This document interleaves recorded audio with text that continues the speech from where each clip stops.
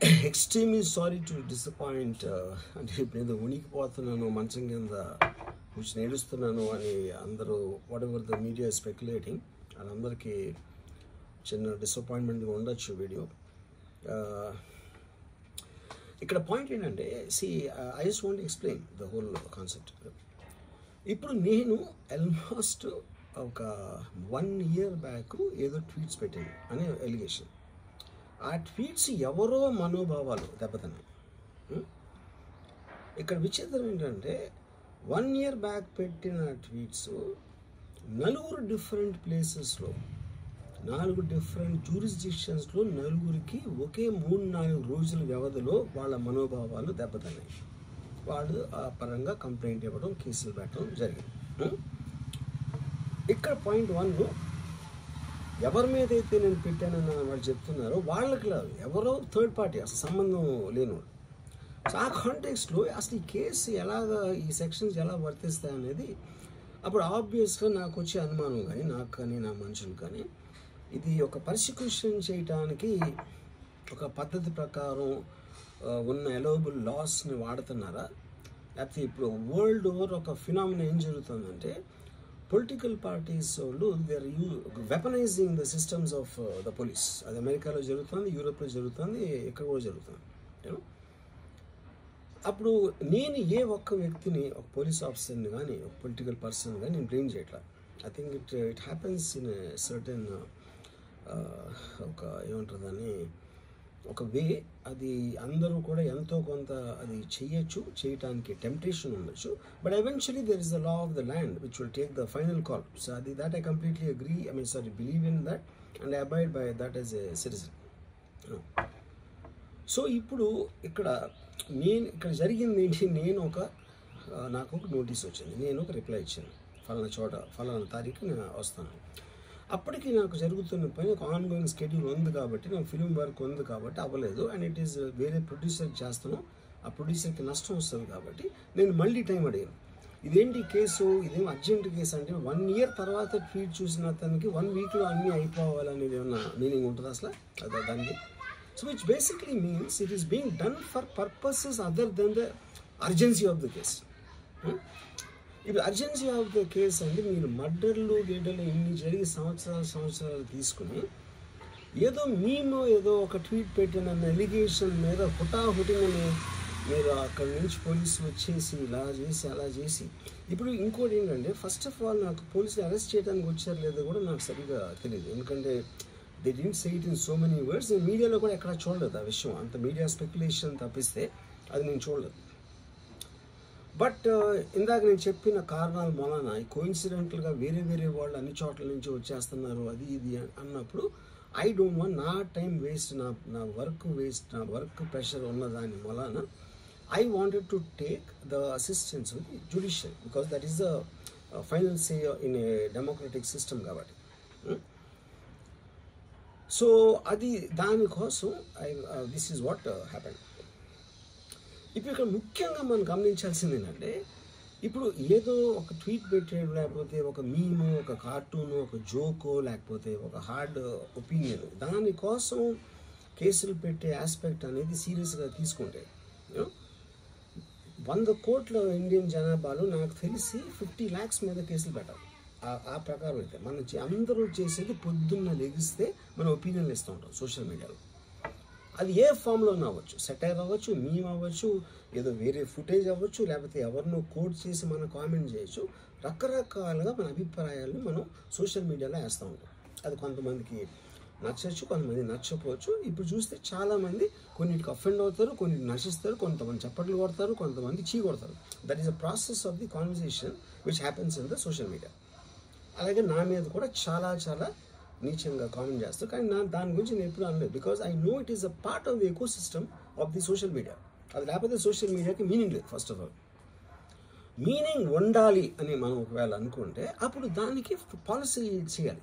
ఇప్పుడు existing things సరిపోవు కాబట్టి ఏది చేయకూడదు, ఏది చెయ్యాలి అని ఖచ్చితమైన క్లారిటీతో వచ్చినప్పుడు అది ఆటోమేటిక్గా లా ఆఫ్ ద ల్యాండ్ అయిపోతుంది.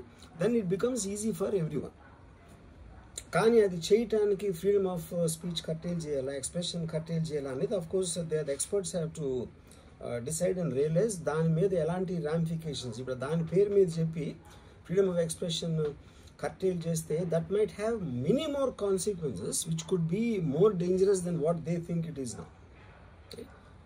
So again I want to say, నేను ఎవరిని బ్లేమ్ చేయట్లేదు. ఇప్పుడు ఒక పర్టికులర్ పర్సన్ హైపోథెటికల్గా ఉన్నాను అనుకున్నాం, నా మీద ఒక చేసి నన్ను హెరాస్ చేయడానికి ఒపీనియన్ పవర్లో ఉన్న అతను చేస్తున్నాడు అనుకున్నాం, అంటే తప్పేంటి? ఇప్పుడు హెరాస్ చేసే పవర్ లేకపోతే పవర్లో రావడానికి ఎందుకు అసలు ఏదైనా చేయటానికి? So like wise social media అనే మాధ్యమం నా దగ్గర ఉంది కాబట్టి, నాకు ఎన్నో కొన్ని ఫాలోవర్స్ ఉన్నారు కాబట్టి వాళ్ళకి రీచ్ అవ్వడానికి నేను చేస్తాను, అలాగే వాళ్ళు చేస్తారు.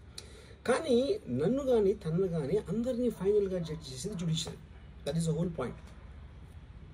మీకున్న ఒక నాన్ క్లారిటీ ప్రాసెస్లో వాట్ ఈజ్ టూ మచ్ అనేది ఎవరు చెప్తారు, ఎప్పుడు చెప్తారు, ఎలా చెప్తారో అది ఎక్కడ రాసి ఉంది, ఆ క్లారిటీ అది లేనప్పుడు ఆటోమేటిక్గా this will keep on happening, you know.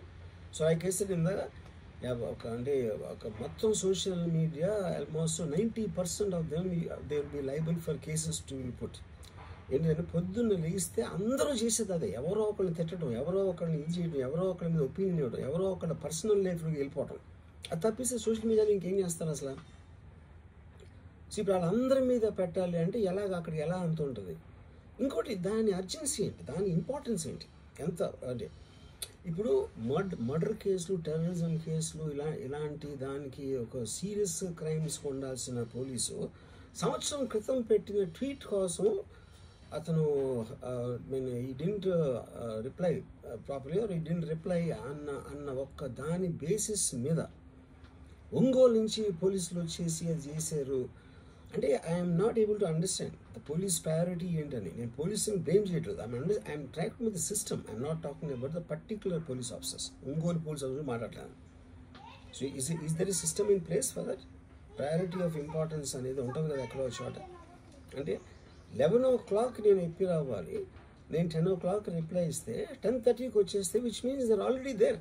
అంటే అన్ని పనులు వదిలేసి ట్వీట్ పెట్టిన వాళ్ళ మీద వస్తే I really don't understand the context honestly, you know.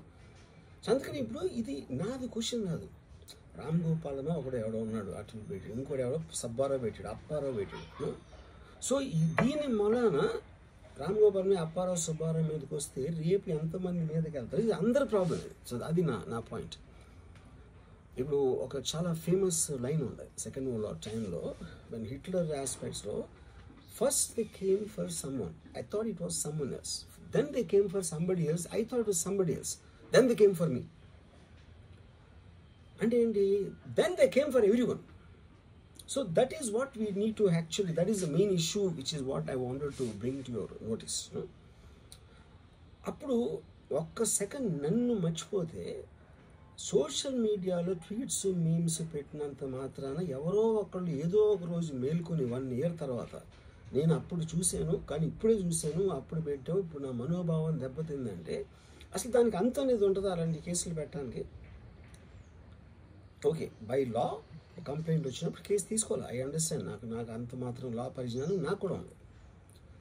కానీ అది మీరు సీరియస్గా తీసుకుంటే, ఒక యూనిఫామ్ డిస్పారిటీ లేకుండా, డిస్క్రిమినేషన్ లేకుండా మీరు అందరినీ సీరియస్గా తీసుకుంటే అంటే మొత్తం సోషల్ మీడియా మొత్తం జైల్లో ఉంటుంది అట్లీస్ట్ 80 to 90%. ఎందుకంటే సోషల్ మీడియాకి వచ్చేదే దానికోసం, ఎవరైనా సరే వచ్చేది ఫైనల్గా. So basically I felt there is a need for me to tell concern people. ఇప్పుడు నేను పారిపోయానా, దాక్కుని ఏడుస్తున్నానా, భయపడి ఉనికిపోతున్నానా, ఏదైనా వాట్ ఎవర్, అది okay, that's all fine. I know that is for entertainment at the end of the day. అలాంటి thumbnails లేకపోతే ఎవరు చూడరు కాబట్టి వాళ్ళ బతుకు తీరు కోసం అలాంటివి పెట్టుకుంటారు. I have no problem with that. Everybody wants to make a living. But on the larger picture I want to say this one thing lastly నేను చెప్పేది అంటే, ఒక్కటే అందరూ అర్థం చేసుకోవాల్సింది, ఇది సోషల్ మీడియా ప్రాబ్లం, నా ఒక్క ప్రాబ్లం కాదు. That is what I will request everyone to understand, including if at all ఎవరన్నా దీన్ని పని కట్టుకుని ఇది చేసే మనుషులు ఎవరన్నా ఉన్నారని నేను చెప్పట్లేదు. I don't want to jump the gun, but even for them I think fundamental importance is this point అనేది I wanted to tell. Thank you.